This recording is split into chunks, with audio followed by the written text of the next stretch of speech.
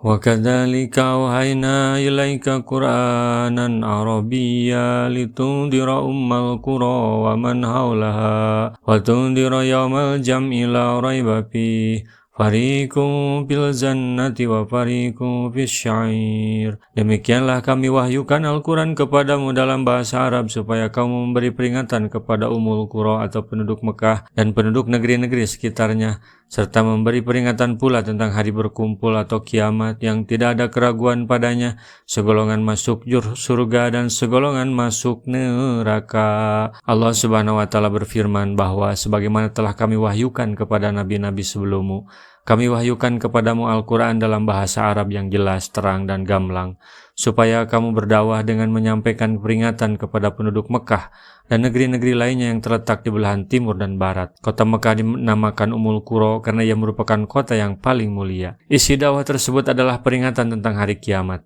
Karena di hari itu Allah menghimpun semua makhluk dari yang pertama sampai yang terakhir di suatu lapangan yang sangat luas. Tidak ada keraguan pada kejadiannya dan bahwa hari kiamat itu pasti akan terjadi.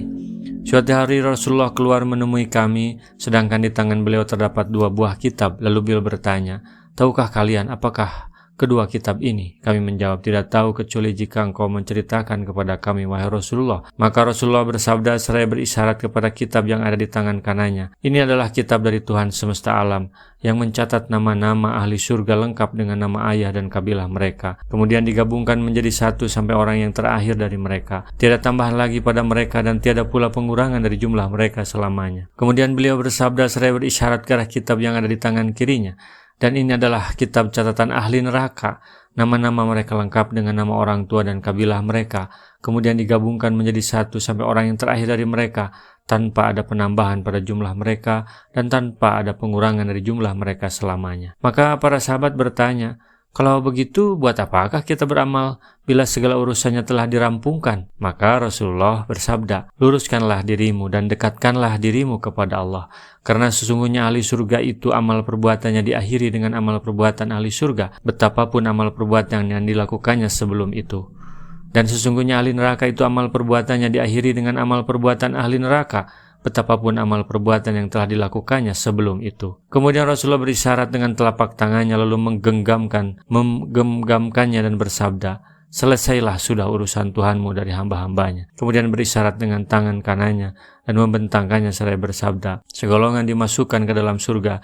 Lalu berisyarat dengan tangan kirinya dan bersabda, "Dan segolongan yang lainnya dimasukkan ke dalam neraka." Hadis riwayat Ahmad, Turmudi, dan Nasai. "Walau sya'allahu laja'alahum ummatan wahidatan walakin yudhilu man yasha'u fi rahmatihi wadzalimuna ma lahum min waliyyin wala nasyir." Dan kalau Allah menghendaki, niscaya Allah menjadikan mereka satu umat saja, tetapi Dia memasukkan orang-orang yang dikehendakinya ke dalam rahmat-Nya.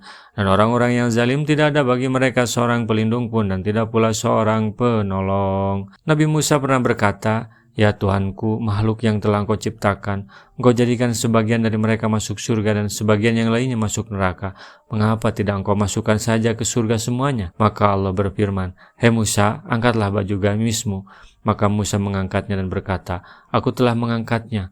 Allah SWT berfirman, "Angkatlah lagi." Musa mengangkatnya lagi hingga tiada yang tersisa lalu berkata, "Ya Tuhanku, aku telah mengangkatnya." Allah berfirman, "Angkatlah lagi." Musa AS menjawab, "Aku telah mengangkatnya kecuali bagian yang tidak ada kebaikan padanya." Allah SWT berfirman, "Demikian pula perihalku, aku masukkan semua makhlukku ke dalam surga kecuali yang tidak ada kebaikan padanya." Hadis riwayat Ibnu Jarir. Bisa saja Allah menjadikan manusia itu menjadi satu umat saja, tidak ada orang kafir, semuanya beriman, tetapi Allah berkehendak lain. Manusia itu ada kalanya dalam hidayah atau dalam kesesatan, tetapi Dia memisahkan di antara mereka.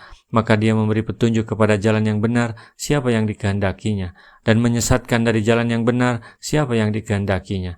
Dia dalam tindakannya mengandung hikmah dan alasan yang sangat tepat. Rasulullah SAW bersabda, "Balighu anni walau ayatan." Sampaikan dariku meskipun satu ayat. Mari kita sebarkan jalan kebahagiaan dengan like, share, dan subscribe channel ini.